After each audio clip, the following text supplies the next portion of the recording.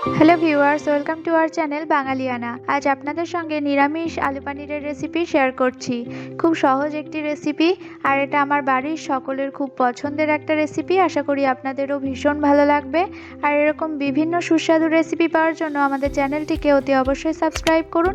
পাশে থাকা বেল আইকনে ক্লিক করে অল অপশনটি সিলেক্ট করে দিন। প্রথমেই আমি একটা ননস্টিক কড়াই গরম করে 2 টেবিলস্পুন রিফাইন্ড অয়েল দিয়ে দিয়েছি। রিফাইন্ড অয়েলটা গরম হয়ে যাওয়ার পর দিয়ে দিচ্ছি 1 টিস্পুন ঘি। কিউব করে কেটে রাখা পনিরে নুন হলুদ মাখিয়ে রেখেছিলাম। এবার পনিরটা একটু হালকা করে ভেজে নেব। ডিপ ফ্রাই করলে পনির শক্ত হয়ে যায়, সফট ভাব থাকে না, তাই খুব হালকা করে ফ্রাই করে নিতে হবে।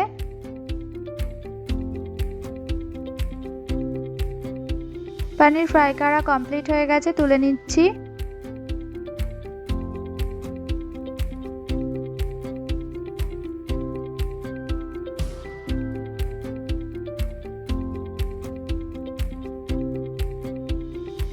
অ্যাড করে দিচ্ছি 1 টেবিলস্পুন রিফাইন্ড অয়েল। এবার ফোড়ন দিয়ে দিচ্ছি একটা তেজপাতা, একটা শুকনো লঙ্কা,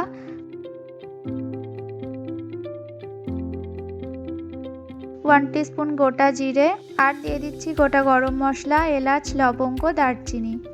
কয়েক সেকেন্ড একটু নাড়াচাড়া করে নেব।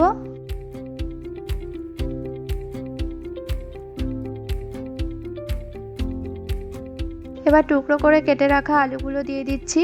আলুটা বেশ লাল লাল করে ভেজে নিতে হবে।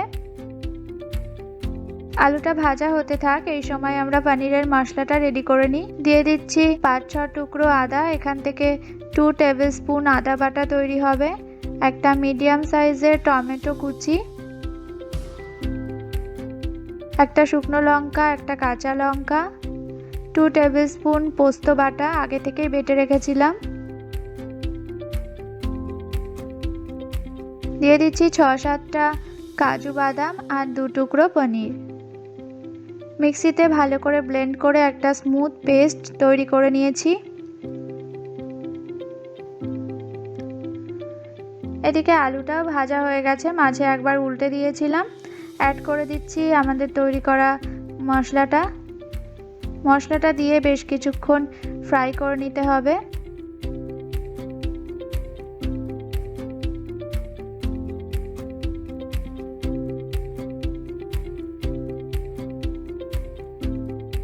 দু মিনিট নাড়াচাড়া করার পর দেখুন তেল ছেড়ে এসছে। এই সময় দিয়ে দিচ্ছি 1 টিস্পুন জিরে গুঁড়ো, 1 টিস্পুন ধনে গুঁড়ো, স্বাদ মতো নুন, 1 টিস্পুন হলুদ গুঁড়ো, 1 টিস্পুন লঙ্কা গুঁড়ো। এবার অল্প অল্প জল অ্যাড করে মশলাটা কষে নেব।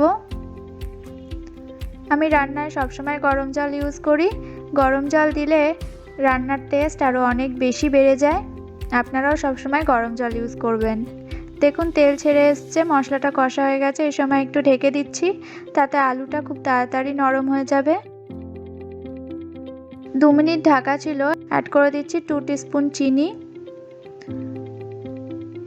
যেহেতু নিরামিষ আলু পনিরের রেসিপি, তাই মিষ্টি ভাবটা একটু বেশি হলে টেস্ট হবে বেশি।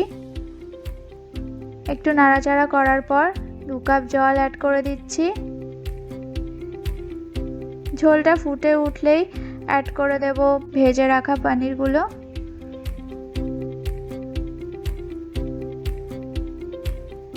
অনেকে আলু সেদ্ধ হয়ে যাওয়ার পর পনিরটা ইউজ করেন, তাতে গ্রেভির টেস্ট অতটা ভালো হয় না।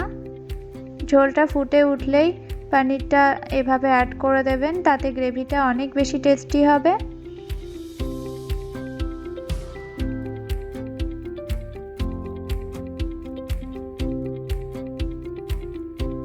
6-7 মিনিট ঢেকে রাখা ছিল।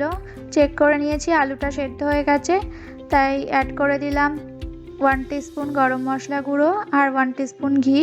একটু নাড়াচাড়া করে নিচ্ছি।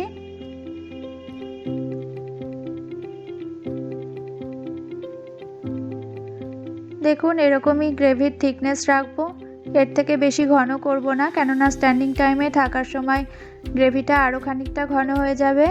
পনির অনেকটা ঝোল টেনে নেবে, তাই আর এর থেকে বেশি ঘন করার কোনো দরকার নেই। দেখুন কত সহজে এরকম একটা টেস্টি রেসিপি তৈরি করা যায় খুব অল্প সময়ে। রেসিপিটি ভালো লাগলে লাইক শেয়ার কমেন্ট অবশ্যই করবেন। আর অতি অবশ্যই আমাদের চ্যানেলটিকে সাবস্ক্রাইব করে আমাদের সাথে থাকবেন, আরও এরকম অনেক টেস্টি টেস্টি রেসিপি দেখতে থাকবেন। ভালো থাকবেন, সুস্থ থাকবেন। Thank you.